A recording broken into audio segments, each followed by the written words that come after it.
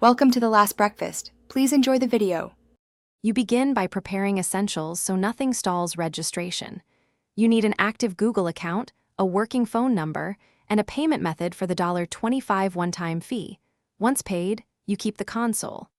Next, enter an official developer name and a contact email that will show on your store listing.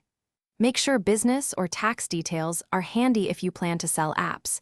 This saves back and forth. Now sign into Google Play Console to start the registration flow and proceed to payment. Once payment clears and you accept the developer distribution agreement, focus on accurate profile data because it's public and used for verification. You'll type your developer name, contact email, physical address, and phone number. Make sure they match your identity or business records. If you plan to charge for apps or in-app purchases, set up a Google Payments merchant account and link it. This enables payouts and tax forms.